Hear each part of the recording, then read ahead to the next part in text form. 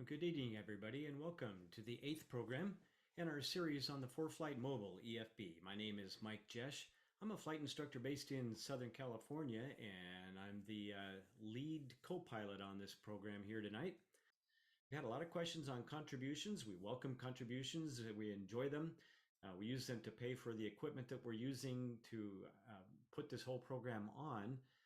Some of these subscriptions we're using are a little bit pricey, and we do appreciate your contribution. If you think you've gotten a little bit of value out of this, please feel free to send a little donation our way. We got a lot of different means of obtaining those. They're all noted on our ForeFlightWorkshops.com webpage. So have a look there, and Brian will get a little bit more into that a little bit later on tonight. If you are a believer in the Wings program, the Wings Pilot Proficiency Program, as I am, if you are watching tonight live on December 4th, you don't need to do anything to get your credit. You'll receive your Wings credit in a few days. Give us a week or so to process all those and get them in. But that'll be by the email address that you registered for this program. So just sit tight for a week or so. You should get your credit by the weekend. If not, then check back in with us. And Brian will cover the rest of the details in a little bit. Speaking of which, tonight's program is going to focus primarily on in-flight techniques for use with ForeFlight. We're going to And it's me. build on the flight plan that we worked on in the last couple of programs, and we'll see what happens when we take that in flight and how you can use ForeFlight Mobile EFB as your in-flight tools. And finally, I'd like to bring along our main presenter tonight. Welcome aboard, Captain Brian Schiff. He's a Airbus A320 captain for a major airline, general aviation pilot from way back. I had the distinct pleasure of getting to share a cockpit with him last month after the presentation. He invited me to come along for a ride in his beautiful Citabria there in Central Texas. And we really had a good flight. I enjoyed doing that with you, Brian. I look forward to doing it again sometime. Thanks. Yeah, that was a lot of fun flying in the Citabria. You did a heck of a job. I think you can even still use the airplane again, even though I'm not much of a tailwheel pilot. All the big pieces came back in one all together. That was kind of nice. Yeah, the airplane is reusable. That's the best criteria. And I don't even remember an injury, no spinal injuries, nothing like that. It was all good. You did pretty good. I can say the man can fly. And his feet are Well, awake. thanks for that. That is true. You get somebody in a tail dragger, and that's how you can see if their feet are awake. Yep. It can't be flat footed in that for sure. Um, well, thanks a lot for the intro. I also want to introduce, we have two more great people without whom this could not be as successful as it is because their knowledge and experience with ForeFlight is vast. We got James McKay, ForeFlight expert, and also Bob Mader, Chairman Emeritus of the National Association of Flight Instructors, who is still an active flight instructor after more years than I can even imagine. And very, very good instructor. He and I share many of the same philosophies, like to talk about what we do with students and figuring out ways to try to help students. And everybody needs a different technique. And we have some great conversations with that, but also talking about ForeFlight. And that's what we're going to do tonight. We'll talk about how to use ForeFlight. We're going to expand on what we did last month. And so anyway, I appreciate you guys. They'll be answering questions in the background, just like Mike said. I really appreciate all the background help. Tonight, we'll be talking about ForeFlight with X-Plane. And X-Plane is a flight simulator program, if you're not familiar. ForeFlight will work with several flight simulators. It'll work with MS Flight Simulator. So if you use that, it also works with it. So tonight we're going to focus on X-Plane.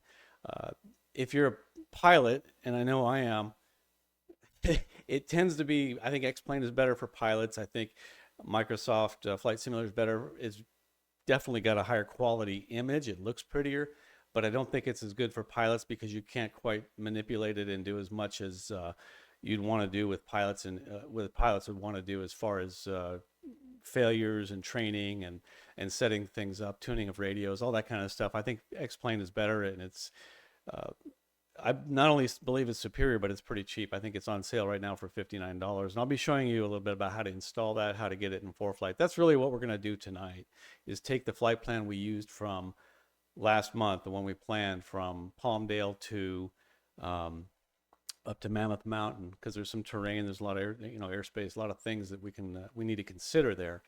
So we'll take that route. If you still have the email you received that said 1 week to go, 1 day to go, 1 hour to go, the route is in there. You can copy and paste it if you can. Otherwise, you'll see us doing it. Otherwise, or you can just watch. You don't really have to follow along if it's too distracting to do that. But I recommend that you watch this on a PC or Apple, and then follow along using your iPad if you want to. This will be recorded, so you're probably going to want to go back and pause it as I go through that. I'd like to really thank our supporters for the giveaways. Just a quick disclaimer, we are not associated with ForeFlight. We don't receive anything from ForeFlight. We're just experienced ForeFlight users sharing our knowledge and experience and giving back to the industry. We're not doing this for money. We're not trying to extract any cash from this. So the donations we ask for, and I really am humble. I don't like asking for money, but the Zoom account is pretty expensive. Go price it. Anything in excess of our actual costs is going to be donated to aviation, education, scholarship foundations like the 99s. Also, these are just practices that we're teaching you. They're techniques. We're showing you how to use the app. We're certainly not trying to take the place of common sense or your responsibility to be prudent as a pilot and maintain the highest level of safety. So again, that's our caveat for that. So just do what you think is safe. Again, the donations are appreciated.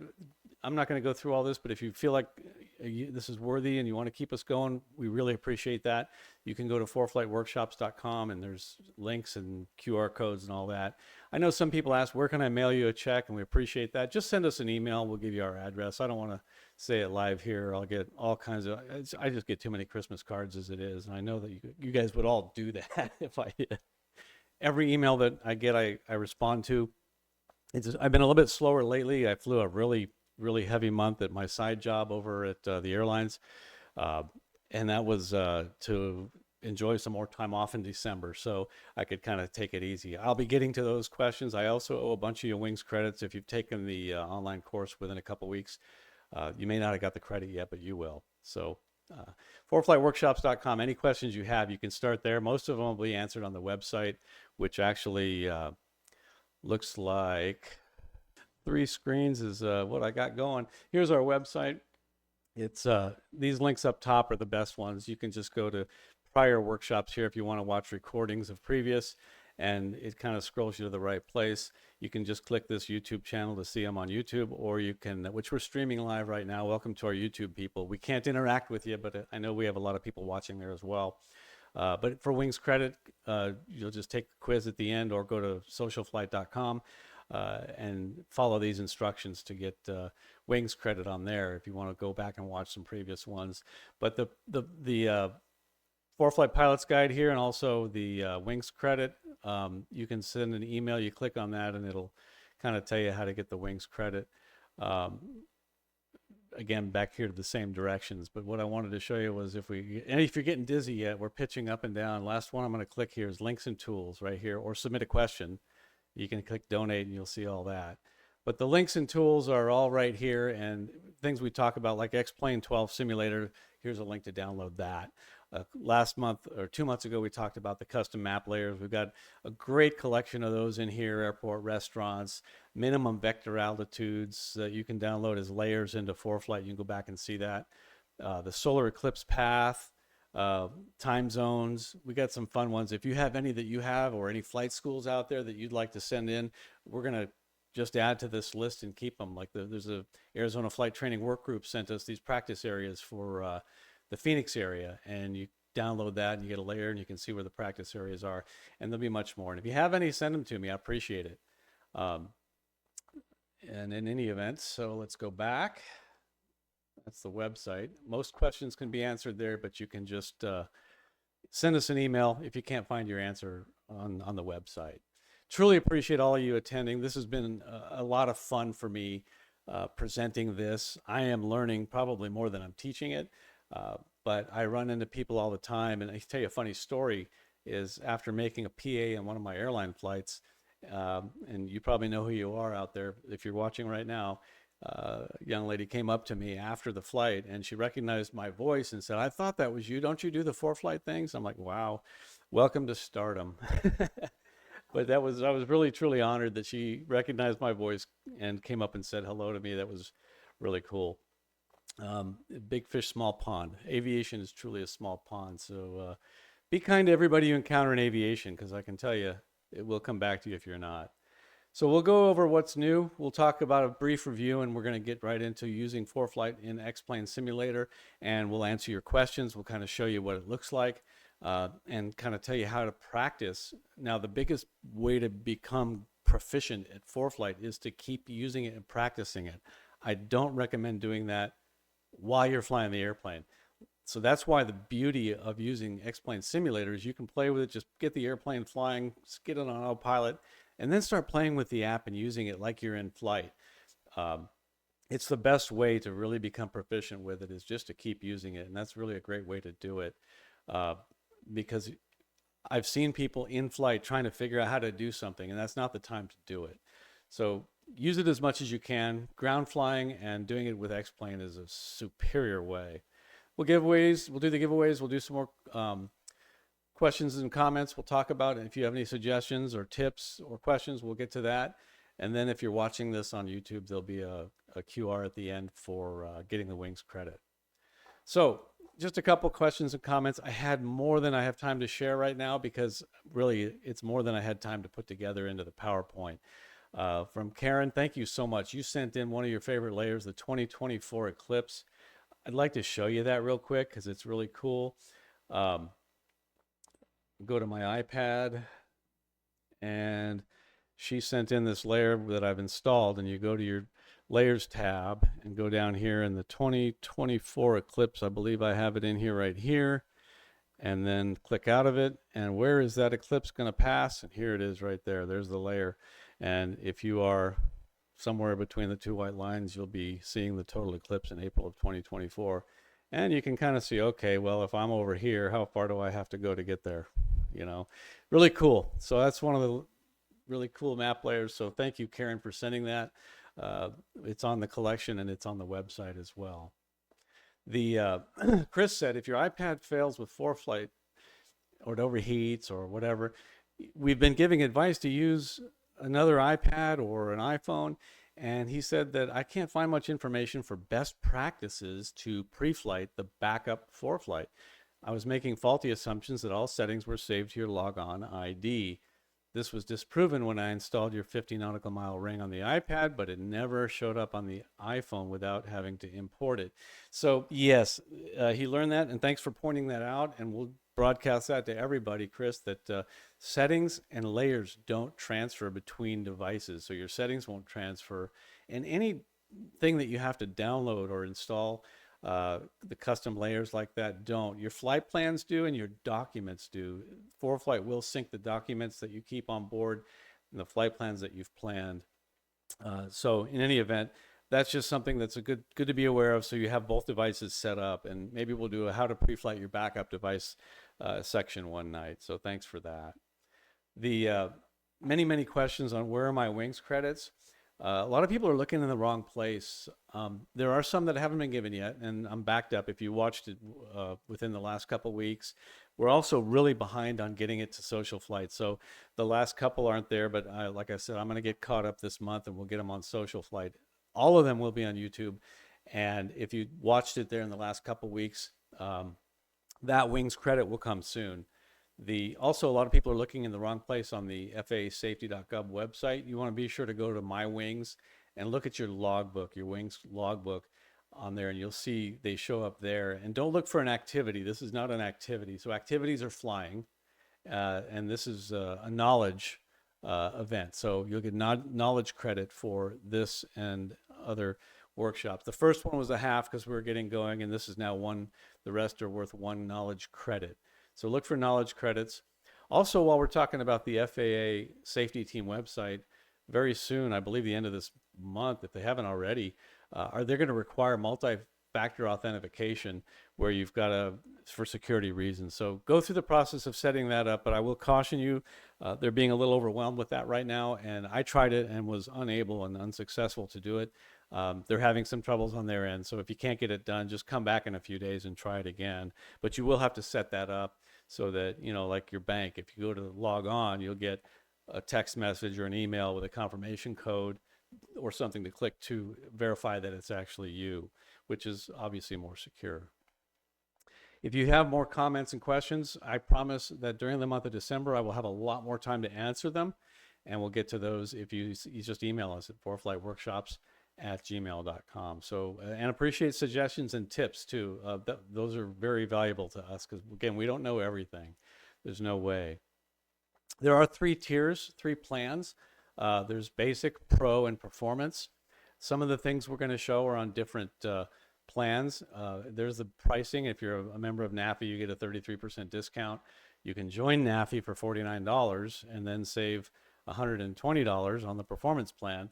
Not to mention the discounted sporties and all that. Not to mention that being a member of NAFI makes you really cool.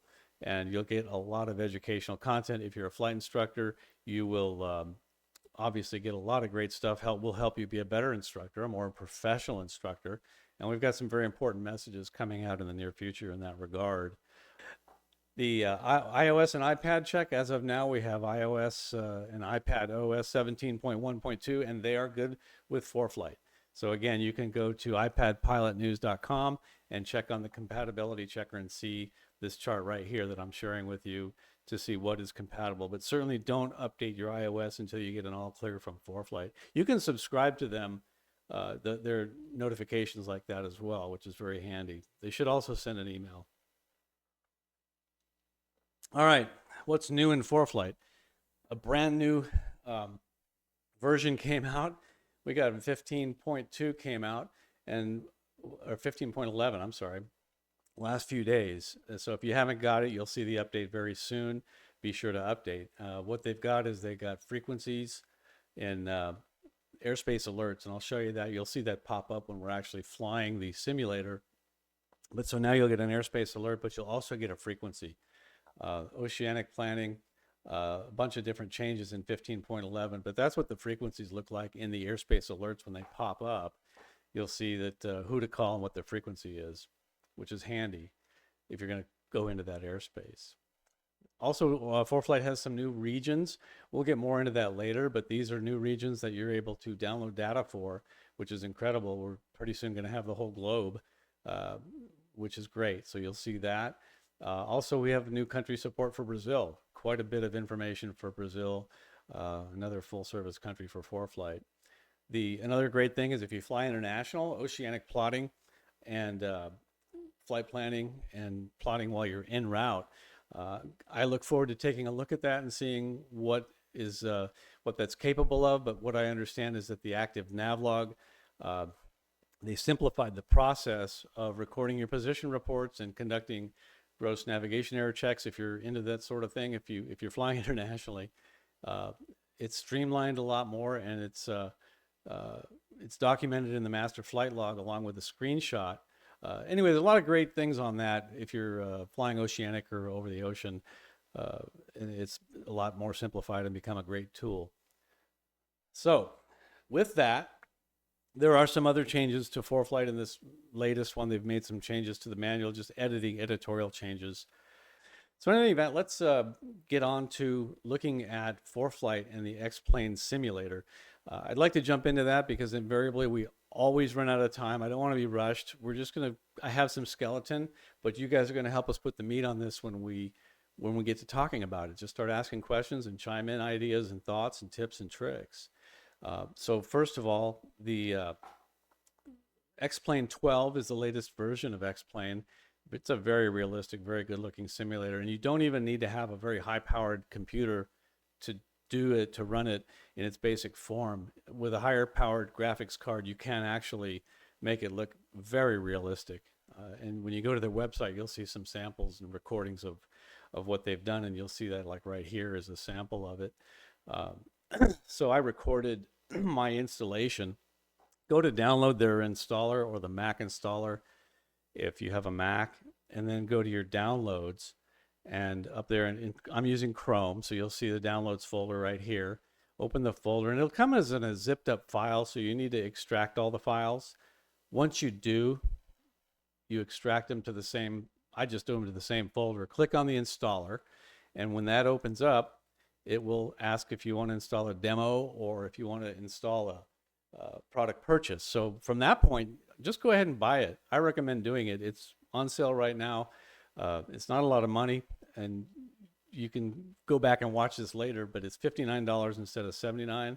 Just click on buy it. And I'm not affiliated with X-Plane. I really love it, but I'm not affiliated with it, so I'm not trying to sell them, but I just do like it. Check out, and then after you check out, you'll get an email sent to you with a product key.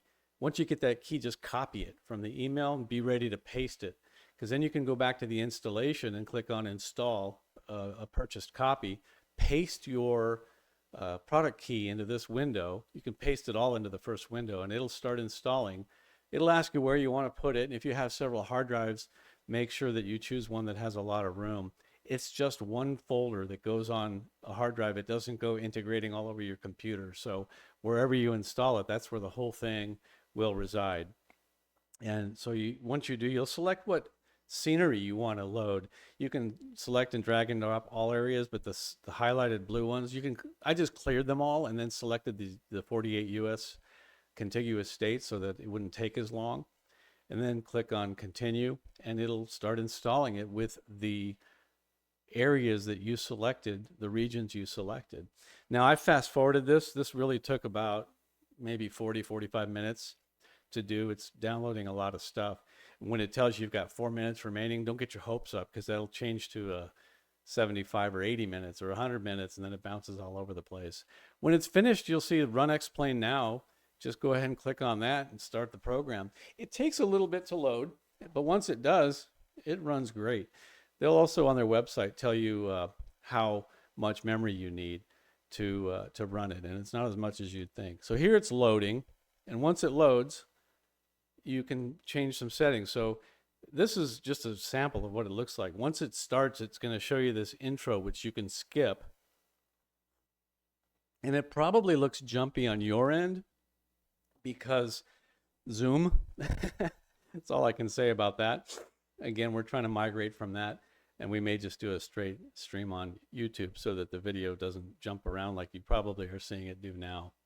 But you can get an idea that the graphics are just incredible. This is all rendering in X-Plane. It's not real. So you can dismiss. You can go through. You can dismiss this tutorial, but it'll just kind of walk you through a few basic settings. A very brief tutorial when you first start out, and it starts out in a Cirrus in Seattle where it's raining, and gives you how to look around the cockpit with some basic keyboard commands. I recommend using. I have the basics. You could get a Logitech or a Thrustmaster joystick. I have one like this that I'm using for this today, and it works just fine. You can also get fancy, get a yoke and a throttle quadrant and all that. But for the purposes of just using it with ForeFlight, I just want to get it in the air, get it flying, and then play with ForeFlight. So I want to show you how to link that up. So they have some important buttons to get you started on the keyboard. You'll see that, and it'll tell you that the first time you run it. It will show you these. So once we get it all done, we're going to go up to the top, and it'll just hover the mouse up top. It'll open a bar up top. That's a very important safety tip. We'll click on Set Up Aircraft. Today we're going to just choose a 172 because we're flying near the mountains, and I want to have something anemic so I can show you some really cool features of ForeFlight. From there, after we choose 172, you can do some customizations. You can put in failures. If you're an instructor, you can have that instructor portal on a second monitor. But we're going to start it in Palmdale. So I'm just going to type out Palmdale, the search location. We'll customize the weather for starters. So you can click on that. It can be clear. You can just slide that slider over for some defaults, or you can hit customize, and you can see there's all kinds of things you can change. The precip, temperature, altimeter setting. I just added a cloud layer between 5,000 and 10,000 AGL. And it kind of shows you in the profile right there where they are. So we'll see that when we're flying the simulator, that cloud layer that I added. And then I'll show you how to just clear it up, because we're going to show you what it looks like IFR. And many of you are VFR pilots, so we'll just show you what it looks like just VFR after we clear it up as well. So then click on, for the location, you can click on Customize the Location. and you can select where you want the aircraft to start out. And I'm just going to put it on runway 25 with the engine running on the runway in Palmdale. And once I'm all done with that, I'll click done and then start new flight. And it'll load up, and that'll take a minute or 2 or 5. And once it starts, it'll be right there. Now you go up to the, that's going kind of fast. I'm going to back this video up if I can.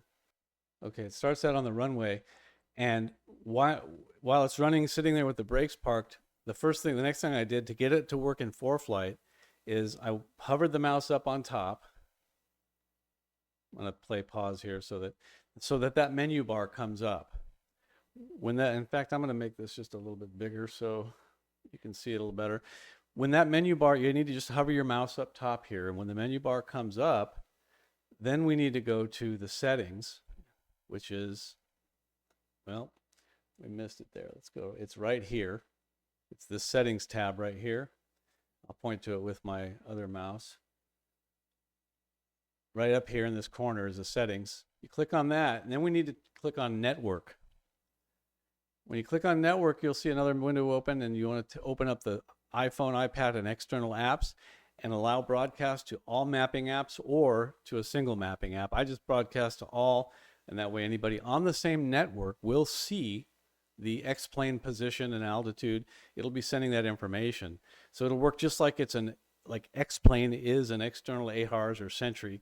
Then you go over to ForeFlight and go to devices. Now, X-plane itself is like your Sentry or your Stratus, and you should see it there connected. If you don't see it connected, click on that box and turn on and enable it, and then go back to devices. You should see it connected right there. Again, this is same with the aircraft equipment you might have in your airplane. This is where you would go. You'd look at the devices. You go, of course, you've got your required Sentry Plus sales pitch right here. If you want to buy one, this is a good place to start. They're trying to sell one because this is where you would connect to it. You would have a little tile there for Sentry, and if you don't see it connected or you don't see it at all, you need to go find the device and connect to it. It's very important that your iPad be on the same network as the internet network that your computer running X-plane is on. So X-plane and your iPad both need to be on the same network. Now we go to ForeFlight, center up our position, and you can see the airplane sitting in Palmdale on the runway just as it's did as we set it up in X-plane. Just sitting right there waiting. The iPad will act as though that's where you are. So again, that's the quick setup. It was quick and dirty. I don't want to focus. I could do a whole class on how to set up and get X-plane going. I just want to give you a brief intro to the setup, the download, and then get into seeing what that looks like on the iPad. So let's take a look at the iPad.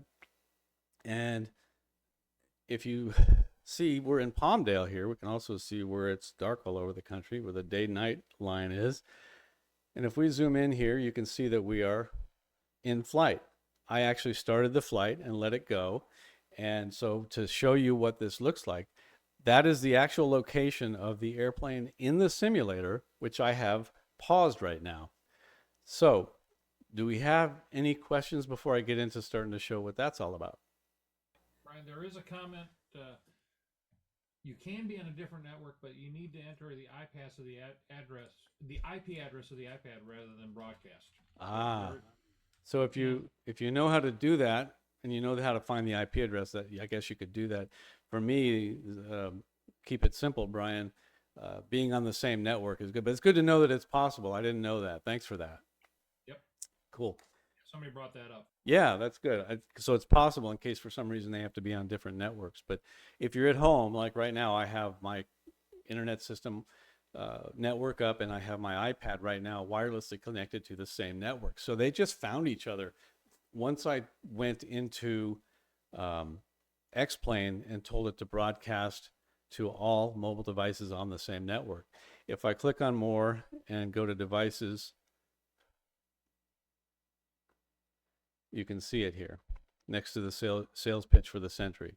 And again, just to reiterate, I have a lot of people ask me this. It's not connecting. It just shows unconnected. Tap on that tile and you need to enable it. If you disable it, I don't want to do that now. Probably shouldn't Class have done that. Delta in Now it 0.2 put me back to miles. where I am. I exited Fox Field, but you got to see the warning of the airspace there. But it'll bounce back as soon as it figures out where it is in just a minute. If I go to the simulator and show it with the iPad, let's see if I can minimize this. Okay, there we are. So it's in flight. I'm going to go back to the map, and looks like we're back where we are. If you have a track log like this that you want to get rid of, because obviously it went, when I disabled the connection, it went back to my actual current location, and that's a pretty long line. I wish I could transport myself that quickly as it did. But so just tap on that line, the green breadcrumbs. I have that on because I like it, and then just hit reset, and that will clear the breadcrumbs. So we're sitting here paused, and if I go, I'll make the iPad bigger and the simulator smaller, so you can see we're paused right here. I have the simulator paused by tapping on the letter P while it's flying. So if I go to my keyboard and I just type the letter P, it's going to start moving. So I'm going to tap P.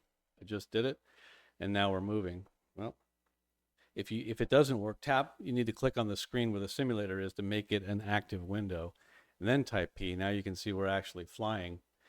And once you learn to navigate in here, you can do a lot of neat things, and you need to set up your joystick to do the right things too. And I have it set now where if I use the top, I can look out to the left window, I can look out to the right window, I can even look in the back seat, see how my rear passengers are doing. And best way I fly is when I don't have passengers. That's when I make my best landings anyway. So I'll aim it back out front again. We're still flying along. As you can see now, I'm starting to create a breadcrumb trail now that I'm flying.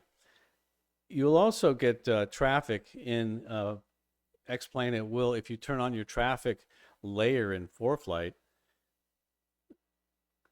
like so, you will see ADS-B traffic. Right now I'm getting internet traffic, so that's actually real traffic. Looks like I just exited the Fox Field Class Delta airspace. Luckily I was talking to them. So in any event, be sure that I'm not sure why I'm getting internet traffic now and not ADS-B traffic from X-Plane. I'm sure that because I reinstalled it today to make that video, there's a setting in there for broadcasting traffic, and I just didn't go back and do that yet. So right now we are flying from Palmdale. We took off and we're now on our route to Bakersfield. There are a lot of things that might look different to you. Like right now I just have the aeronautical chart up and the traffic chart up. If you have the traffic coming from ADS-B or from X-Plane, and it'll say that up here in the top left corner, then you'll actually see it out your window going by if you get near it. There's also an add-in that you can get for real-time ADS-B traffic. You can put that plug-in into the X-Plane simulator. That's more advanced stuff, but then you can actually see real-time traffic. So if you're flying it out of an airport with airliner traffic, you can actually see the real ADS-B traffic with the paint jobs and everything when they're flying in, and you can join up and fly formation with them. That's a lot of fun. I recommend treating the simulator like it's the real airplane. If your goal is to learn from it, it's a very important rule that I have. If you're going to use a simulator to train with, treat it like it's real. Don't horse around. Don't go crashing to see what it looks like when you crash. Maybe save that for another time. If you're using it to learn with, treat it like it's the very real thing, and pre-flight it, go through a briefing, plan your flight, do everything in the order that you would do it. Like last month when we planned this flight, do all that, put it in here, do a takeoff, set everything up and do it in real time, and I think you'll get a lot more out of it. For the sake of time tonight, I've got it's just in flight already. Just a few things that we can show you while we're doing this is that if I take the iPad, right now you can see I've got, looks like 9 items across the bottom on the instrument panel. That's what I'm toggling right now. You can see there are 9 fields there. If you use your iPad vertically, I have to unplug it here, you'll see that there are 1, 2, 3, 4, 5, 6 of them there, but they can be different. So there's 6 of them there, and if you're using your iPad vertically, you won't see as many as there are when you're using it horizontally. Now, for the sake of presenting and the screen space, I'm going to go ahead and use it horizontally. But bear in mind, you may be a little bit different when you use it vertically. So we're still cruising along here at 4,500 feet with the autopilot on. And just to show you some things about the simulator, I'll make the screen a little bit bigger. And because of the time of day, it's kind of dark in the cockpit, but you can go down here and you can zoom in on and really look at, I got an autopilot. It's an S-Tech-like autopilot. And I've got an altitude, hold, and heading. So I'm just tracking a heading right now. I could put it in nav, but remember, it's not linked up to ForeFlight, so it doesn't really know where we're navigating. You can use it, but to do so, you would have to go up here to the Garmin 530 or whatever avionics. Some of the simulations have the simulator of the avionics also. So I can click on that, open it up, and you can see I'd have to put the flight plan in here. Unfortunately, it didn't save the entire flight plan when you close out. When you save scenarios, you can save everything, but it won't, the flight plan drops out. So I don't want to take the time to do that. This isn't about Garmin or the 530, but you'll notice this is an X-Plane 530. There are certain things in here that won't work like the Garmin 530. So just a caveat on that. To close that, I try to click out of it. I'm like, how do I get out of this? It took me a while to figure out. Well, I go back and click on the radio again. And I can pull up the 430 by clicking on it. No, I can't. So different airplanes have different, it just depends on what they programmed into it. As I can see, we're flying towards something that doesn't look too good. I'm beginning to get a little concerned about that. So let's go make the iPad larger. And I'm going to turn on my hazard advisor because I kind of feel like, is this a good altitude? And obviously we know it's not. I just wanted to do this to show you. So let me find the hazard advisor. When you're presenting a workshop like this, it takes you 4 times as long to find things you're looking for. And see, now the hazard advisor is barking at me. So I'm going to dismiss that, and we're about to just make a climbing turn. I know it's right in front of me. It's on here. Gosh. Hazard advisor, right? While you are looking for that, a bunch of questions about people asking about the specific aircraft. X-Plane comes with just a really base aircraft. If you want to add a particular aircraft you fly, that is, you can buy from several third-party groups the template for that aircraft, whether it be a 182T or a Citabria or a Diamond or something like that. Just be aware that that's an extra fee on top of just the base X-Plane. Correct. And your timing was such that I would have had to stop and talk about, I wanted to turn the aircraft here. So sorry, I had to do that while we were flying. That was part of my curriculum here, was to get the hazard advisor on and start turning. And now I see it. So it's right here. And you can see it had some pop-ups. I wanted you to see what that looked like. But you can see that where I'm going is a bad place to go. It's showing me all the obstacles and the terrain. Anything red is at my altitude or above me. Let me just hit pause here. Okay, so that I can acknowledge what you just said. So I appreciate that there are so many specific aircraft. When I was flying the MD-80, I downloaded that and put it in here.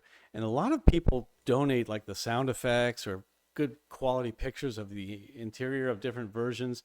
So you see some really good integrity for the realistic sounds and visualizations for many, many aircraft cockpits. It's incredible.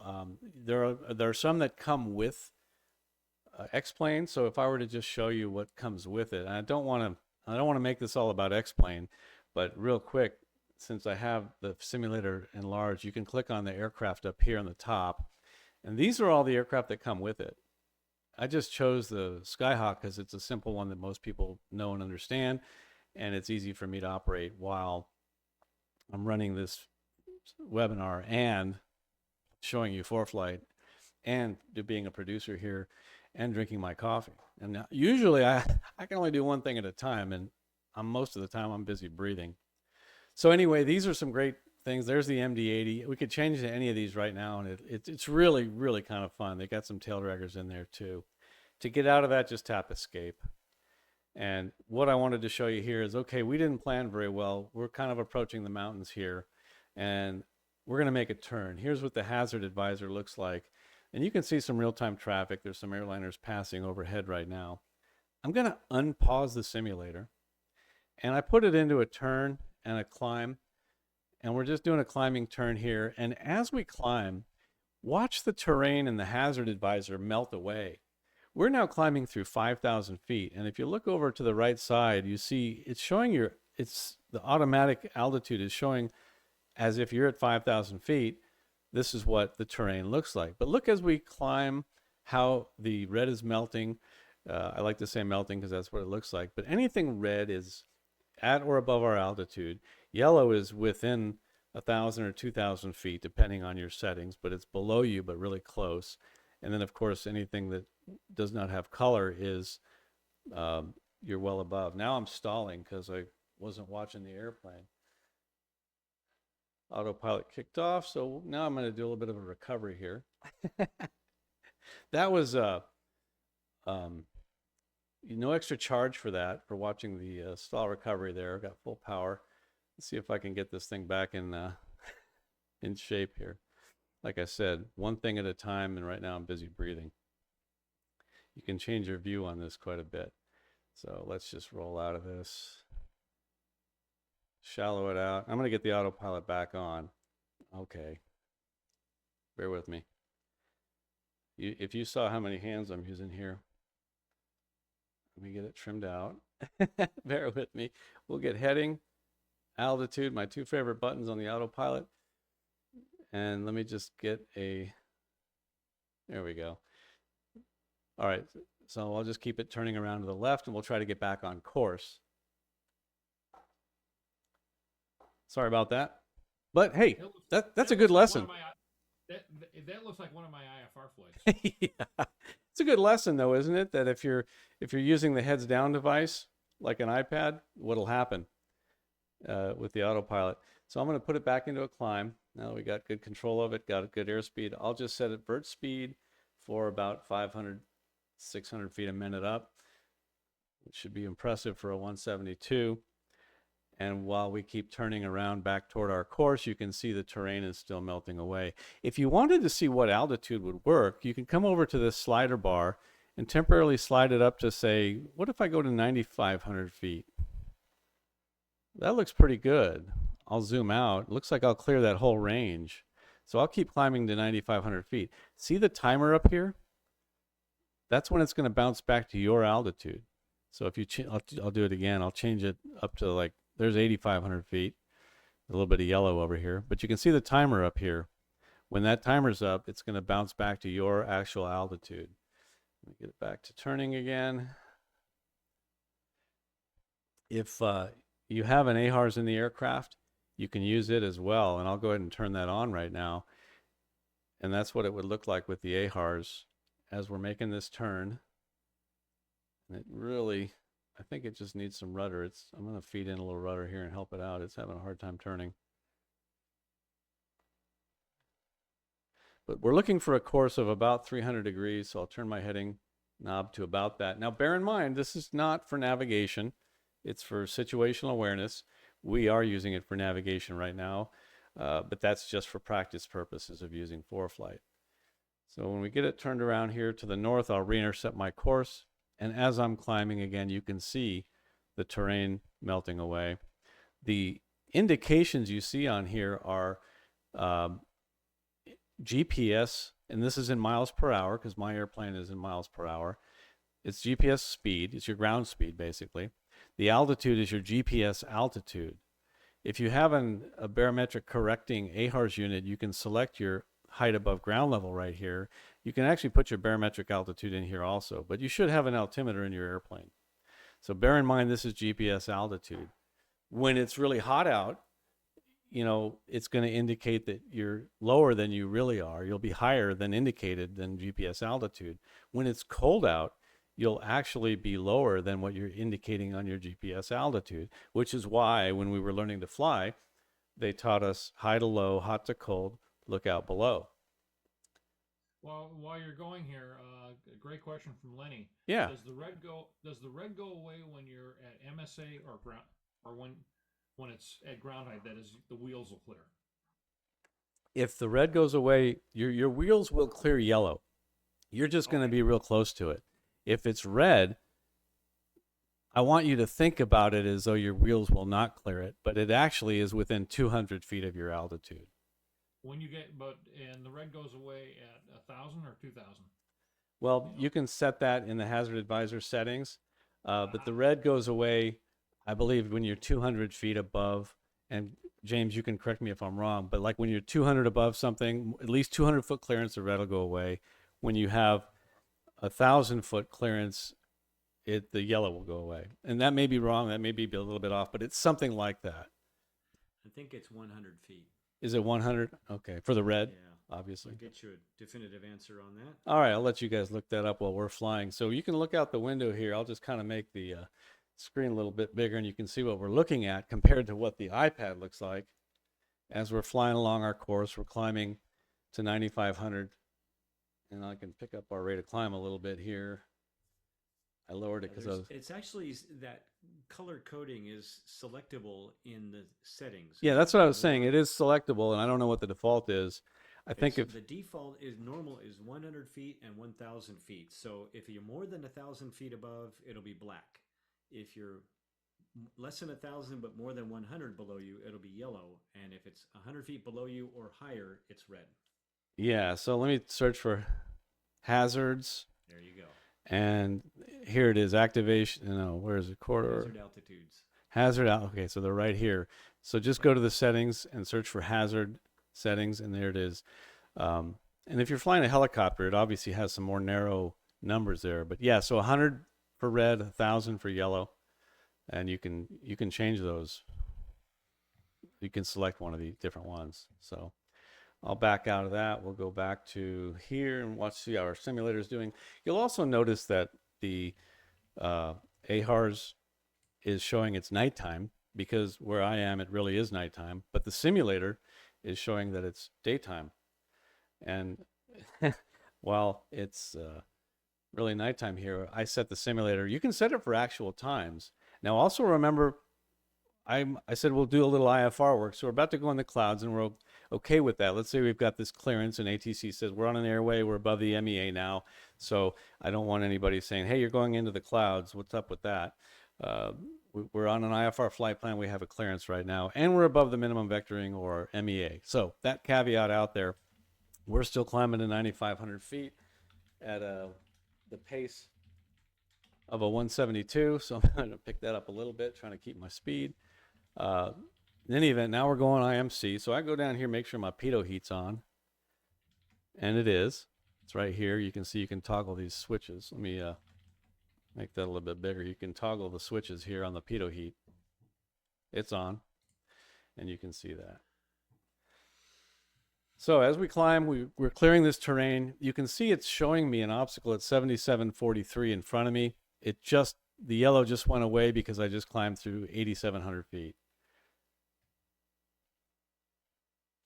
So as we climb, we're losing some more airspeed because I was trying to get a little overzealous with my climb rate for a 172. And I'm not holding right rudder, which is why you're seeing a little bit of a bank to the right. The autopilot's trying to keep up with the P factor, but I don't have enough hands to be holding rudder right now. Let's see if I can get our airspeed back. All right. As we're looking at all this while we're flying along here, I'm trying to think anything else we can show here. I don't have my glide advisor on, but that's something that's fun to look at when you're over the mountains. So I'll go ahead and turn that on. So we'll go to the layers, and I'm going to select the, and I'm sorry, it's in the settings for the quick settings tab for the chart we're on. And we'll go down here and we'll see the glide advisor right here. So I'm going to go ahead and turn that on. Now, it's only as good as the information that you're giving it. So these are the glide settings that are in there right now for this airplane, my aircraft. The glide speed is 56 knots. Unfortunately, can't put miles an hour in there. And the 12-to-1 glide ratio, which that's pretty optimistic as well. That is not right or correct, but I put that in here just to have something in here. In any event, let me close that, and you can see the glide ring here. Let me close the AHRS for now, give it some more room so you can see it. But you can see the shape of where I can glide is not a perfect circle. It's taking into account both wind and terrain. So you can see with those high mountains off to the right, I can only glide about 3 miles, statute miles. Whereas out here to the front and to the left where the valley is, I can glide almost 20 miles from this altitude. The ring basically will show where you're going to hit the ground. Now, if I tap on the, down here, it shows you the glide information. I think that, let's say that my actual glide ratio is 9-to-1. So I'm going to put a 9 in there and then close out of it, and it'll adjust for that. There it is. That's more realistic. So I'm going to hit altitude hold now that we're at 9,500 feet. Forgive me for the sniffles. So now we're holding our altitude, cruising along at 9,500 feet and tracking along our course. Now, any airport that falls within that blue glide ring, I can glide to, in theory. I like to keep it conservative and maybe make it 1 or 2 less than the actual glide ratio your airplane can maintain. And go try it. Ironically enough, our glide ring almost looks like a shape of the United States, but Florida is disappearing. So as we get away from the hills, you can see it changing, or when we get the other side of higher peaks. So I went up one time and I tested this. I got to the point where I flew toward an airport, and as soon as it was within the blue glide ring, I pulled the power and I just tried gliding. Now, granted, that's still with idle power on the engine. I get all that. But I just want to see how close it was. And it was pretty accurate. It's taking into account the winds. And if you have changing winds while you descend, then it's going to update it while you're descending as well. So that's just something to keep in mind. If you have a big shear from where you are to the ground, that will be reflected as you're flying along. But so if I were to try it here, this airport, Lima 45 right here, as soon as it got within this blue circle, I could chop the power and try and glide to it, and you'll be amazed at how accurate it is. It's good for situational awareness, like, okay, I like to leapfrog on my cross country where I'm going to go if my engine quits right now, bearing in mind that the one I just flew over is still going to be the one I'm going to go to. If I lose an engine, it's behind me.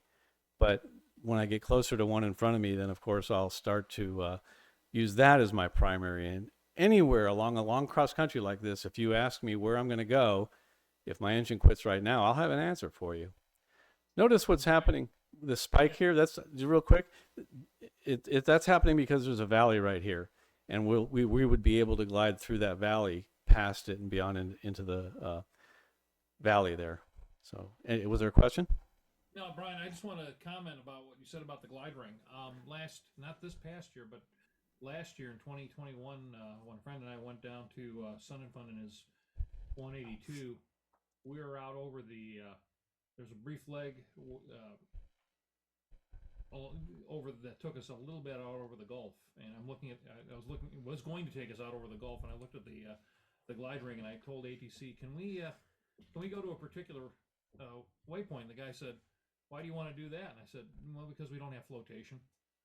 It's a good idea. Yeah, use your glide ring over water to keep the edge of the shoreline right there within your glide ring. It's not a bad idea. But make sure it's accurate. Make sure you trust it. If you were to put a strong crosswind in here, it would look oval-shaped with the long end toward the downwind and the short end, the headwind. So if you turned around into a headwind like right here, this is as short as it is because of terrain. But if I advance this along here, now you can save pre-positioned points, which I've done in X-plane. So here's our flight plan. I'm going to advance us up to approaching Fresno, and we can kind of do some other fun things. But I wanted to show you how in X-plane you can save. Like if I wanted to save where I am right now, I'd take my mouse up to the top, hover to get my window.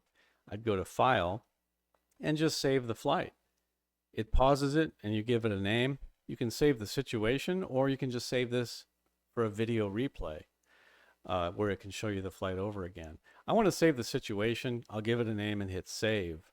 You could also select to load this at startup whenever you start the simulator. To say you want to start in the same place every time, then you can check that box. But if you forget, doesn't matter. You can still load up.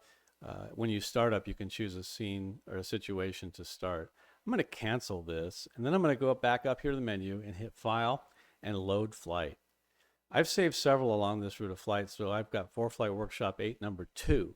So I'm going to tap on that, and notice over here you can change which one loads at startup if you want. Over here on the right. Oops, it's being covered by the ForeFlight. Let me see if I can. There we go. Over here on the right side, you can check which one is being loading at startup, which one's going to load when you start the ForeFlight or the X-plane simulator. Okay, so back to here, I'm going to go ahead. Well, I'll leave it over here. I'm going to select ForeFlight Workshop 8, scene number 2, and click load flight. And it'll take a second. It's going to load it, but while it's loading, we'll go back to the iPad, and you're going to see that it's going to lose my position. It'll probably bounce me back to my house. You'll see a track log that goes all the way back there, and then comes back to here when it finds itself. Class Delta in 0.2 So, got a miles. warning that I'm near the Alliance Airport. I'll just tap that to make it go away. You can see the green track log that I made. Alert. Terrain And, ahead. now it's got, ooh, it put me back in that situation. I got the wrong one. So I'm going to, also got to trim this. This is way out of trim. While you're there, I got a couple of questions we could go through. Yeah, Brian, go if ahead you and do want. that. And I'm going to reload a different one. So I'm going to hit P deposit. And go So ahead. One question had to do with the synthetic vision. Mm-hmm. If you want to turn that back on again, and the question was about rotating your screen. If you rotate it to the portrait orientation with the synthetic vision turned on, Okay. Oh, yeah. Okay. so turn that on first. Turn the synthetic vision on first. Hang on. First, I got to get this autopilot on the simulator. Yeah, before it crashes. Yeah. Okay. So we're back to the iPad, and let me pause Turn this. the synthetic vision on. Okay. iPad, synthetic vision on. Okay, and you notice at the top of that synthetic vision screen, you got the purple numbers, you got the distance, the active leg, and the ETE. Now rotate your screen to the portrait orientation. Somebody was mentioning those numbers go away on his, and so I responded, and they don't go away on mine. They didn't go away on You're yours. talking about the I sus- distance, the active leg, and the ETE, the purple numbers up top? Exactly, yeah. And I think this has to do with the size of the screen, that the screen is physically large enough to accommodate all that data, so it leaves it there.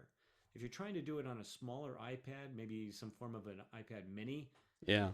the asker didn't mention what kind of iPad he's using.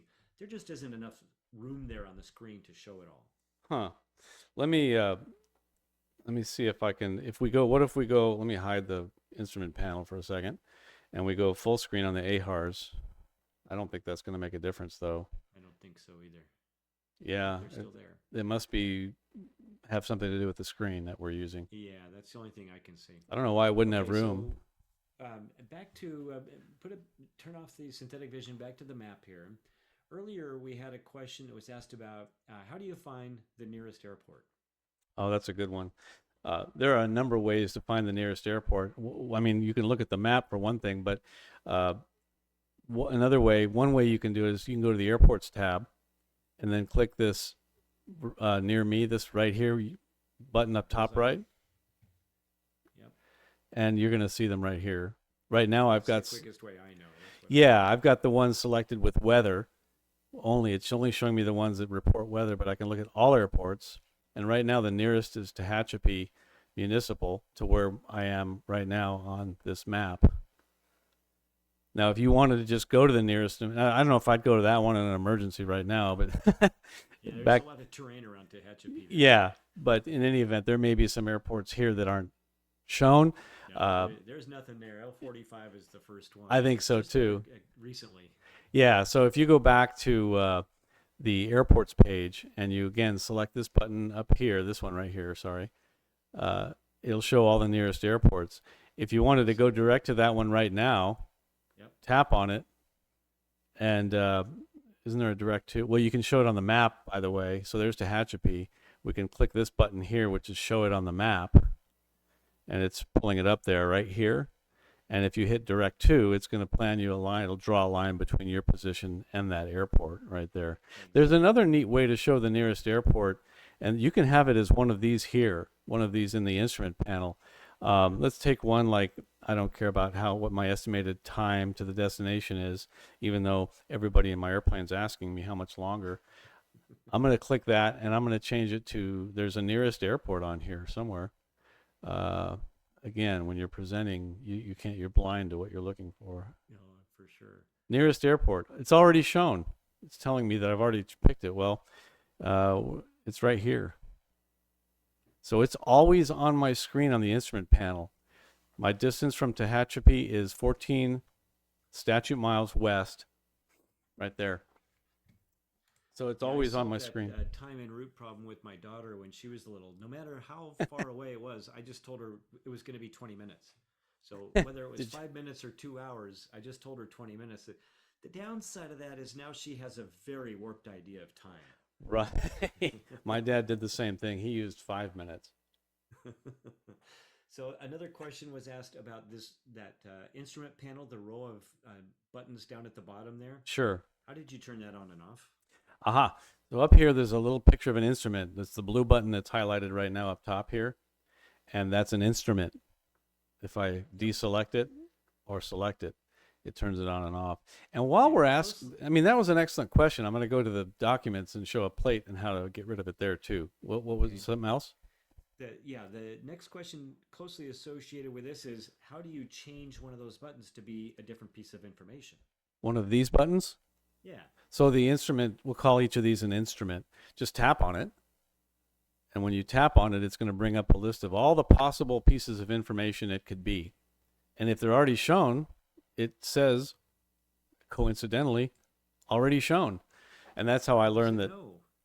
How does it know? So you can choose any one of these to put down there. And then, of course, you can choose different ones, I believe, when you turn it and your iPad and rotate it vertically. So you can have different information at hand immediately by rotating your iPad. Yes, and what I found also, I think you already talked about, you have 9 instruments in landscape and you get 6 in portrait mode. And it depends on the size of your screen. If you're working off a mini or a phone, it'll give you different numbers of boxes there. Right. And it chops them off from the right. So you're going to go from 9 to 6. The ones on the right, the 3 on the right, are going to be eliminated and not displayed when you rotate. Oh, you went and looked at it. So, okay.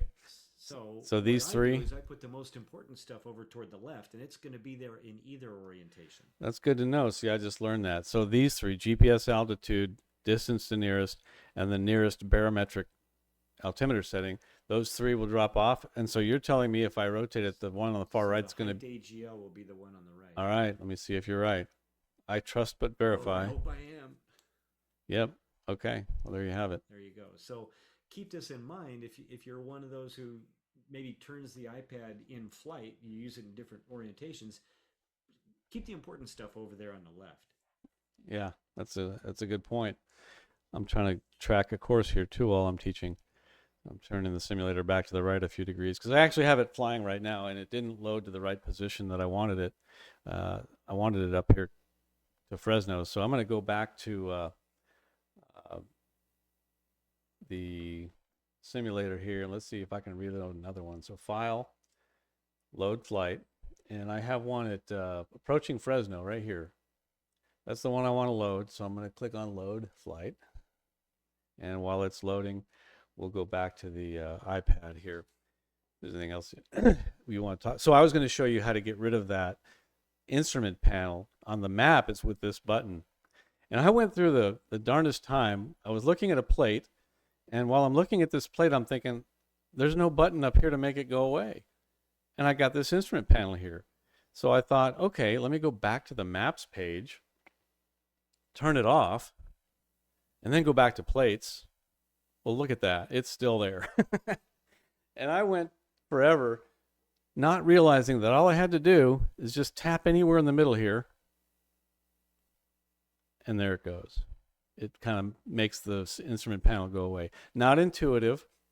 And for a person like me, it took me a while to figure that out. So just tapping in and out of there makes the instrument panel go away. But it'll always be there on that page by default until you tap on it. So I go back to the maps and Hang on. Got to get my autopilot on. Sorry. I knew this was going to be fun when I decided to do this and fly X-plane while presenting ForeFlight. You'll see that we're now past, we're approaching Fresno. We're just passing overhead Fresno, and I'm going to put that on the screen here. I'm going to go ahead and get rid of this track log again, by tapping on it, and then. Looking at that, why are the legs of the flight plan different colors? That's a beautiful question. Because they're pretty. No, I love it. It's quite the color scheme. Yeah, right I'm there. going to put this thing into a bank. I got to turn the airplane. You guys ask me questions when I'm supposed to turn. That's what DPEs do with realistic use of distractions. Well, and ATC too. They always manage to do it when you're right in the middle of doing something. They do. They do. Most of my students call me the master of distraction. Let me crank this thing around here. See what's happening? You guys are bugging me. I got to get on course here. I'm turning the simulator. No, they're different colors because there's an active leg, a leg that's already flown, and a leg you have yet to fly after the active leg. And when I get this thing, I'll zoom back out here. You can see the orange ones have already been flown. The purple is the active leg, and the blue ones are legs yet to fly. There's ghost of leg active, ghost of leg past, and the ghost of legs yet to come. That was bad. Sorry. That was bad. Sorry. And if you're off the route and you're going back to a route, you can tap a leg and make it active. I know when I tap my leg, sometimes it's really active. There you go. If I have too much coffee. Yeah, and or you can. Somebody brought this up. Instead of going direct to your next waypoint, they wanted to keep the rest of the route available. You could rubber band to your present position and go from there. You could, and sometimes when you change your position in X-plane like this, it won't reactivate the proper leg. Like let's say I was still back here approaching Fresno for some reason, and I wanted to make that the active leg. I want to make that purple, because right now it's navigating for the purple leg is what you're seeing on this HSI right here.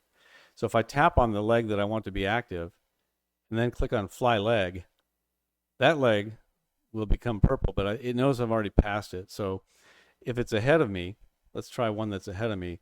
Let's say I want to fly this leg right here. Like let's say we're given a heading by ATC to intercept the course from Nickel to Ever. So I'll tap on this leg right here and hit fly leg right here, and that will then become the purple leg, the active leg, and the one associated with your HSI right here on the AHRS. Speaking of the AHRS, somebody asked at what altitude does the AHRS kick in, and it's not an altitude thing. ForeFlight needs to see movement for all this stuff to work, because it's calculating.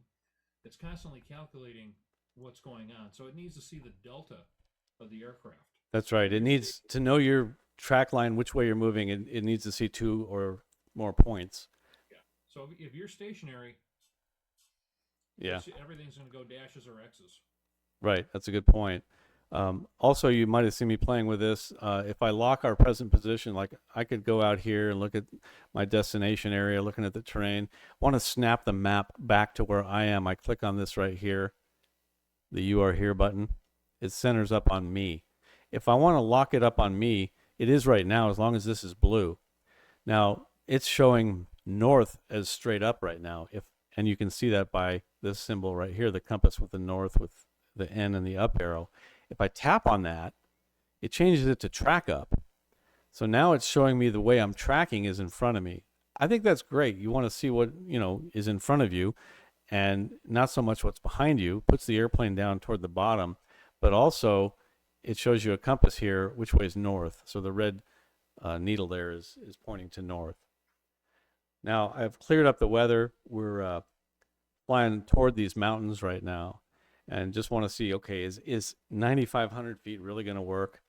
I'm not sure about that. So let's turn the hazard advisor back on. And it looks a little sketchy to me. In fact, this route of flight is showing me that right here, there's a peak in the corridor width that I've selected. So if I zoom in on that, you can see it's inside the corridor width that I've selected. You can see the corridor right here. How do I select how wide that corridor is? Because right now it's including a peak that's off to my right. How far to my right? Oh, it's about 1,200 feet, 1,300 feet off to my right. Close enough to worry about in my book. But how do I change the width of that corridor? I heard someone asking that. So just go to your flight plan drawer, you pull that down, and then go to Profile, which is a fun thing to look at in this scenario.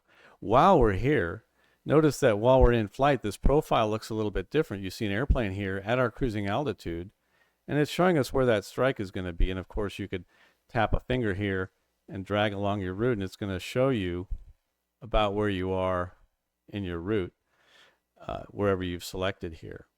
You can select airspace. I can turn the airspace off because there's none there. I can turn on turbulence or icing or clouds. Right now it's clear, so we don't see anything. I'll click out of that, but right here in Profile, we're going to click on the settings, and there's corridor width right here. It's a half a mile. If I change it to 1 mile corridor width, that's a half mile to each side, you'll see it get bigger. Or 2 miles, a mile to each side. But I'm in a little airplane going pretty slow. I can change it to a half mile, and you can see it doesn't include the peaks that are off to my right. But before we get too far, I need to start climbing this airplane because of what I'm seeing here. So let's switch over here to the simulator, and let me get this thing climbing. I'm just going to select vertical speed, and just so you can see what I'm doing, kind of zoom in on this autopilot. I need to get where I can see it. Oh, the yoke is hiding it. There's a button to clear the yoke. I think it's Y. Yeah. So you press Y on the keyboard, it hides the yoke. I'm just going to select vertical speed and go up 500 feet a minute. Also, I haven't leaned it out, so let's lean it while we're right here. I can grab this mixture. Watch. I think I'm looking at the iPad and something just happened. Anyway, we're climbing.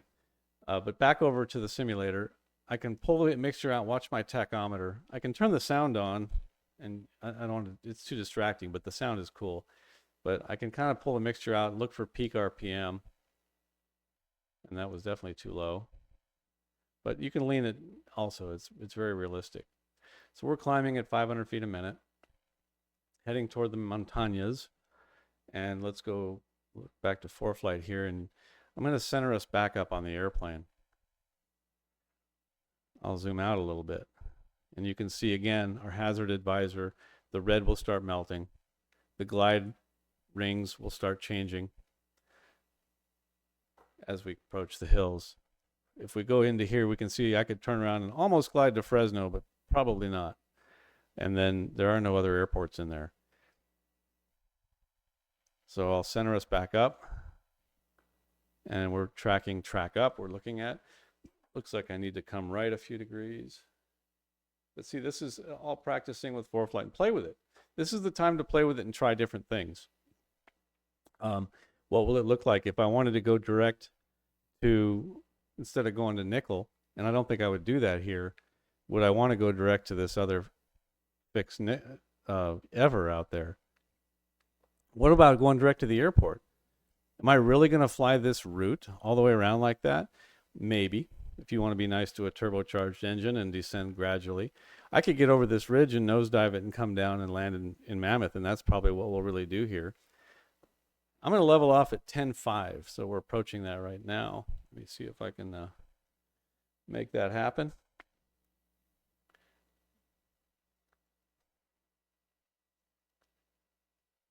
And hit altitude hold. We're at 10.5. Can I just address something? So I happened to look at the regular chat instead of the Q&A while we're on break, and Yeah. somebody brought up a great point about my rubber banding thing. Yes. I didn't know this about ForeFlight. If you go in, if you want to add your present position without doing a direct to and losing the rest of your route, is go into your flight plan, edit it, and insert before and type D and hit enter. Yeah. It'll plug your current position in. I didn't know that. I learned that. So I did know that, and that's a good one. So right now we're navigating to nickel. And what he's saying is we could take this nickel, and this is showing the RNAV approach is the whole thing that's loaded there. But we're going to nickel, and I can tap on nickel, and then I didn't want to get rid of this, but you can see we're approaching Mammoth, and it shows us that the AWOS 3 frequency is 118.505. and then just tap on it to make it go away. So kind of handy that your weather pops up like that. But those are the kinds of things I can only show you while we're actually flying the simulator. So we'll go insert before nickel and just the letter D, right? Like that. Insert, and it created a new leg behind us, which is orange because it's already flown, and present position. You can see it actually puts your lat long right there as a point direct to nickel, which is up there. So yeah, good one. Thanks for that. Yeah, so we get vectored off and you want to go back to your original flight, or you're told you get vectored off and say, okay, direct to the VOR or something like that. Well, let's show that. So let's go back to we're flying, and we'll show this, the simulator. I'll just make a turn off to the right. Let's say ATC we're getting flight following. We're VFR right now, and they say just make a 30-degree right turn to avoid some traffic that's climbing out. So we'll have the simulator make a right turn here. And you can see we got Mammoth Airport off to the right over here. That's our destination. And we're making this turn. And when we get off course here, there's two ways we could get back on. They could say proceed direct nickel present position, which you could tap it and go direct, or you could go back and re-intercept your course. But let's say that you passed another fix and it didn't make that the active leg. So you can, again, once you're off course, you can tap on that leg and then just hit fly leg again to reactivate it. Or you could tap on the fix you wanted to go direct to and tap on it and then just go direct to. That's another way to go direct to that fix. Or you can just go into your flight plan. If you want to create an all new flight plan like we did before, you put a D before it and it puts your present lat long right there and draws a line. So if I do it again, nickel, insert before and put the letter D and insert it, you'll notice it's going to do it from our present position direct, leaving the previous part of our flight plan in there. If we were to just type in a new route D nickel, it's going to get rid of everything behind us. Maybe you want that for some reason and you want it on your nav log. So yeah, that's a good one. So we'll do that. We'll go direct. Actually, if I'm flying right now, I should be able to see Mammoth out there to the right. Right? If I look out here, oh, there's the airport. So now, I mean, I'm VFR. I don't have a turbo. I could just chop and drop, disconnect the autopilot. And one thing I want to show you on ForeFlight, though, is I'll zoom in on this, close out of this. I wanted to just show you a little bit. So I'm going to turn the autopilot off and hand fly it. So to do so, I'll just go ahead and click on, oh, the yoke is gone. Hit the Y again and tap on the button on top of the yoke as the autopilot disconnect right here. I tap that, now the autopilot's off and I'm hand flying it. My aircraft will look off there to the right. I'm going to go ahead and pull the power back and make a turn. But when I make a turn, take a look at ForeFlight and look at the trend vector as I'm turning. Something you can't really see when you're playing with it on the ground. I have that set where it's going to be 30 seconds from now. If I turn back to the left, let me look straight ahead. We're back to the left and you can see it curving. And that's where I'm going to be in 30 seconds. And you can see that painting itself and changing. It'll get longer as I speed up as well. No, I don't normally fly like this. But there's the airport right there. So I'm going to enter a 45. Let's say I call the tower. They said enter a 45 right traffic for 27. Now I'll do that, but I'm going to tap on this. You can see the final approach right here. But I can just activate this leg, fly leg. Now that's my active leg, and I can pull up my AHRs and at least have some instrumentation for that leg. But I'm going to fly a visual downwind anyway. Remember, this is a heads down device that could be very dangerous. So what's pattern altitude in Mammoth now? Anybody know where to get that? We go to the airports tab, and if I don't have it saved here, I can search. If I was flying a flight, I would have all the airports of intended use already saved. There's Mammoth, and then to make it a favorite, I hit the star, and that shows up down at the bottom of my list. Well, I don't want it at the bottom. I want it at the top, so I'm going to edit my list.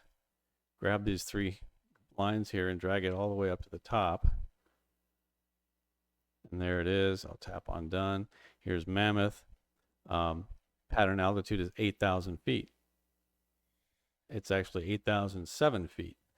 And you see there's a little arrow there, so tap on that. And all aircraft, it's 8,007 feet. The field elevation is 7,100 feet. So that's about 900 feet roughly for all aircraft. Sometimes you'll see a higher pattern altitude for jets. And when you're entering a non-towered airport, sometimes, the technique is to fly 500 feet above the highest pattern. Well, how do you know what the highest pattern is? Well, this is how you know. You tap on this arrow, you see all the patterns here. You might see a jet pattern here for 1,500 feet above the field. And can I just say that is 860, I can't do the public math here. Yeah. It's a really weird number. Between 8 and 9. 2 feet. Yeah. What is maybe somebody online here who flies out of Mammoth? I actually honestly have never flown into Mammoth. Why is it that altitude? That's a weird one. I'd like to hear the answer to that too. It's got to be a certain flat number above something, and maybe it's above the touchdown zone. Let's see if we go to the airport information and look at the touchdown zone is 761. I don't know. Elevation 7135. Go back to the maps page for just a second. Maps tab. One person posted a great piece of advice. I had never considered this before, but he flies I think he said a Cherokee with, it doesn't have a both selector on the fuel tank. He only switches tanks if there's an airport inside that glide ring. Oh, I like that. And I think that's a great piece Love of it. advice. Love it. Thanks for passing that on. I do like that. That is brilliant. Yeah, good advice. I mean, I usually look around and find a place I'm going to put down when the tank switch fails. And then if by chance it doesn't fail, I throw away that plan and just continue on. Yep. Well, back to this real quick. If I'm looking at the iPad, let's see. Yeah, the iPad is enlarged. So I'm going to go ahead and unpause the simulator, keep flying. But I just wanted to show you, while you're barfing into your barf bag, the blue trend line. I just want to turn until it's parallel to the final approach course. Again, only in the simulator, and I'm descending down to about 8,000 feet pattern altitudes. You can see I'm kind of paralleling the final right now.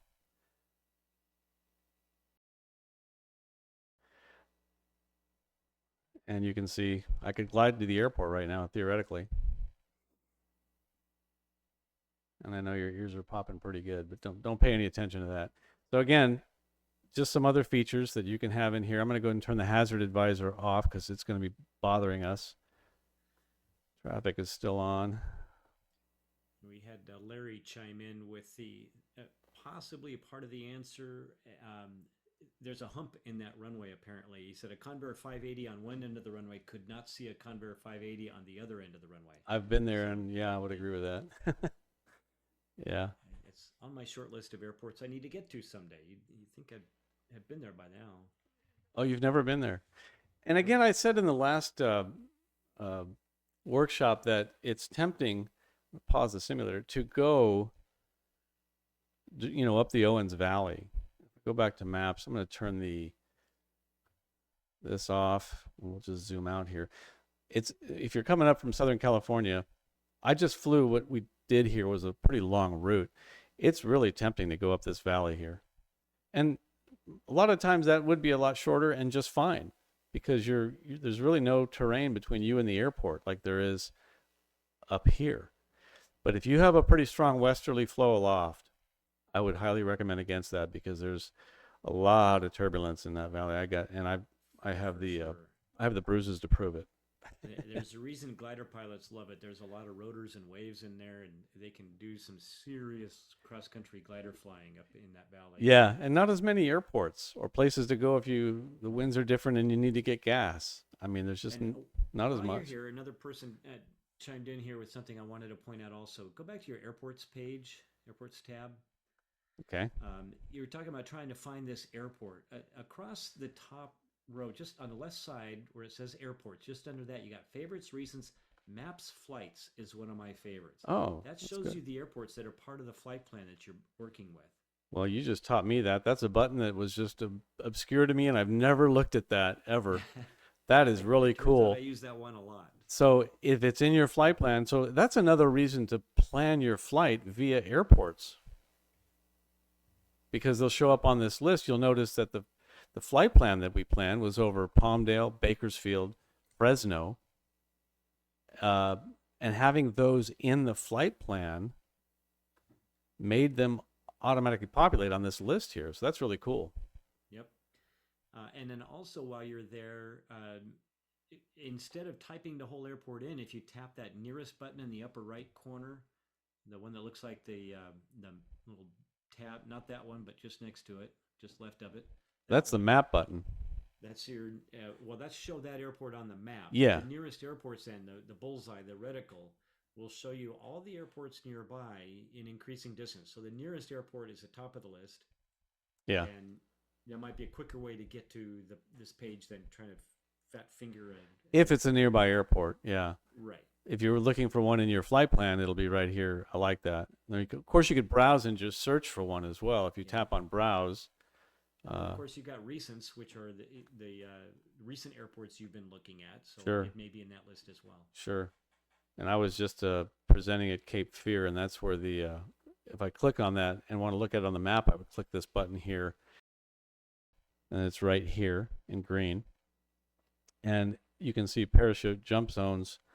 There should be one there because we were talking about that. You don't have to select that. It should just be there, right? Anyway, I don't see it there. All right. Well, back to what have you got? What have you got turned down over on the left behind? nothing.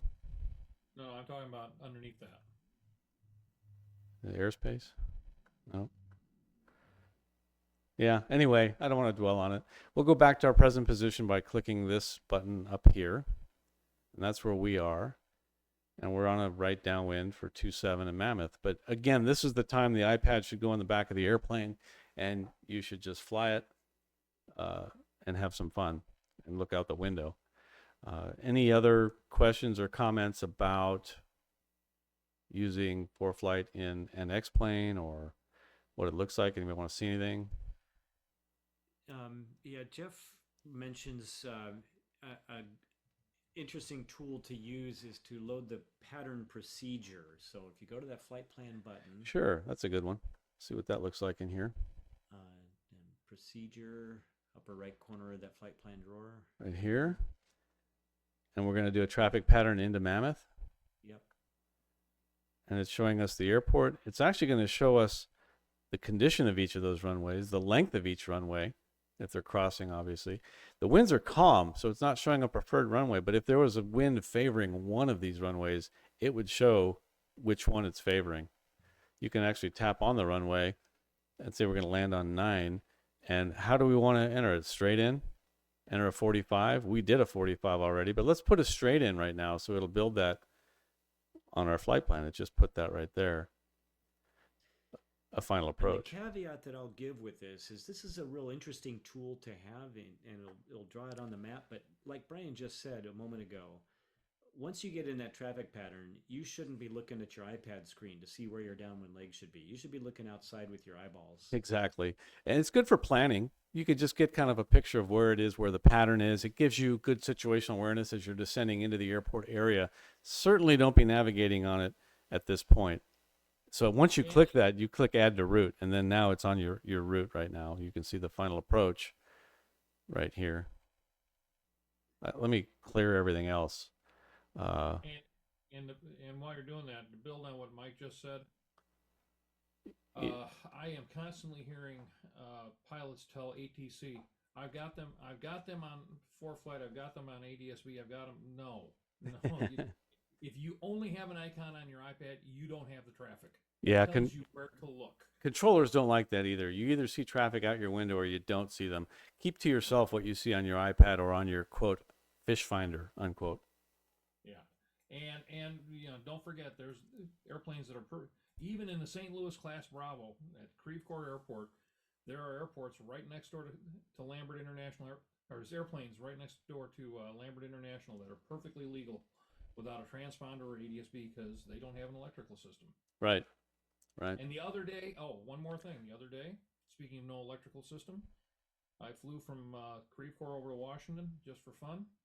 And for those of you that aren't local, look it up on the sectional. Brian knows exactly what I'm talking about. And there were 5 hot air balloons that had been launched up at my altitude. I had to go way around them. And they don't show up on the ADSB? Not hardly. I told St. Louis Approach that they might want to be interested in those. No, it's good information. You know, the airplanes that you see or the aircraft that you see on the map with ADSB are there, but so are the ones that you don't see on your map because they're not all on the map. They're not all on the ADSB. So it's good advice, very sound, and we should reinforce that every time we have a workshop that, you know, you're not going to see everything on here. And then sometimes you might get too low where there's not a tower nearby. And up here on the top left, you're going to see instead of ADSB, it'll say weak, no towers. You might see that up here. So you know you're not getting any ADSB traffic. Especially at this phase when you're approaching the airport. If you're far away from a tower, you may not get it, or another aircraft with ADSB. So I was about to show a good shortcut for deleting everything but the flight plan. You can't delete one thing at a time. I mean, you can grab it and drop it down like that, which is a pain. I don't want to do that for all of them.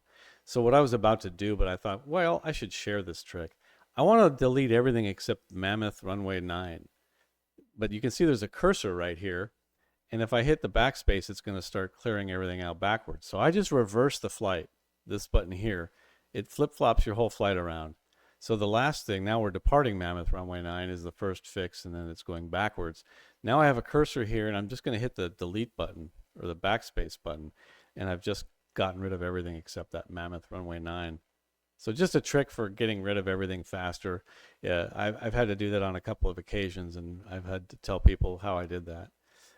But I don't see the procedure on here. I do see extended center lines, which we can turn off with on the Maps Quick Settings tab. I have them on so we can see them, but let's go ahead and find them and turn them. Oh no, they are off. So what am I seeing here? Is that the final approach to runway 9? I think is that what I just built? Interesting. And what are the tick marks? I hope somebody here knows because I don't. It's an interesting looking, or is that the runway? No, it's not the runway. Somebody can, if you know, chime in. So I'm about to learn that. We all will. But in any event, at this point, we're on a downwind. You can have some fun with the simulator. I can just swap this back around here and unpause the simulator and show you what that looks like. You can hit W to reset your window view. And I'm just going to fly back and look for the airport. You can see what that looks like on ForeFlight and on X-Plane. If you have any other questions or comments while we're doing this, just chime in. This is really cool. This is what it looks like in Mammoth. If you're going to go there also, this is a good way to familiarize yourself with it. Look at the terrain there. If I go to the right here, you can't even see the whole runway. There's that hill right there. Something to watch out for. Now I know about it because I did it here in ForeFlight. In X-Plane, I'm sorry. Power back, get her slowed down. Get some flaps in there. Yeah. You added the runway, and Don Jones answered it for you. You added the runway and flight plan. Arrows are the direction of landing. And you'll also see that, Brian, on if you add an instrument approach. Okay. You'll see Okay. the chevron show. Cool. Yeah. So if I take it out of the flight plan, it'll go away. Of course, I can't look away right now. You know I have to finish this landing, right? And you also said runway 9 and you're landing on 27, so what the heck? Oh, that's why I was confused. 927. What's the difference? Yeah, he probably said any traffic in the area, please advise too. Right. You know, I sat on a committee, FAA committee about wrong surface activity. You know that. Yep. It's impossible. There's my nice, beautiful landing. Can you have a wrong surface landing at a non-tower airport? You can hit Shift 2. I'm also on a committee talking about that. That's an interesting conversation. Shift 3. Now look what happened on ForeFlight when I landed. And notice that it's kind of cattywampus and upside down. At this point, I'd rather be north up and take a look at this map. So I'm going to tap on the north up. And here I am. And let's go ahead and get rid of that out of the flight plan and see how that runway disappears at runway 9 and not 27. Yeah, that's what it was. Thank you for that. So you can see the airport diagram pops up. And while I'm sitting here, I hold the shift key down and hit 2 and then 3 and then 4. And you can look at different views of this airplane as it just landed there. And while you're sitting there, you can hit the left arrow and look around and do your post-flight, change your views. Shift 5 is like a tower view. Something got in the way. Shift 6, Shift 7, back into the cockpit. I got a vacuum pump light. If I add a little bit of power, that'll probably go away. And we'll kind of taxi if I can. But you can see the taxi diagram. And we'll try to taxi off the runway here at Alpha 2. And you can see what that looks like compared to the simulator. I'll bounce back and forth here while trying to taxi, fly, and do all this at the same time. Did I miss it? There it is.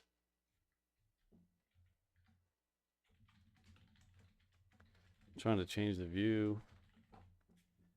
Can't change the view. W. Oh, there we go. So as I taxi, you can see how that looks on the airport diagram on ForeFlight.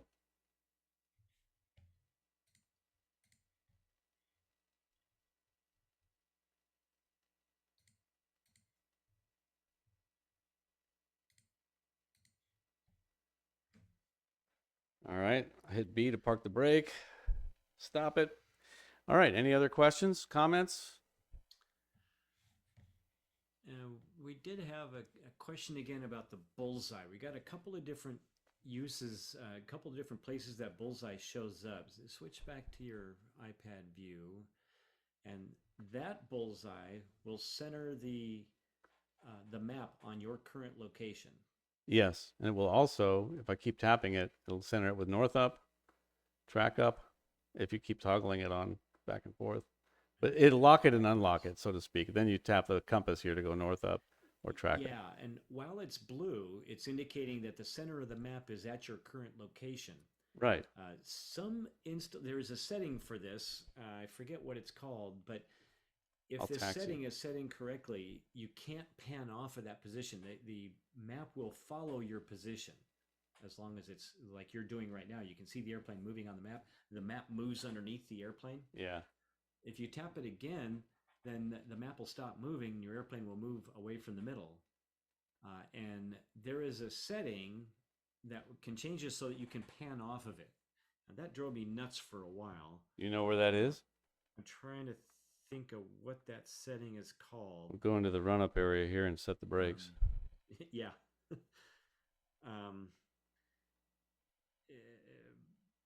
But there's another, and then the one, if you tap it again now, so it recenters on your current position. Now you see the little compass thing show up underneath it.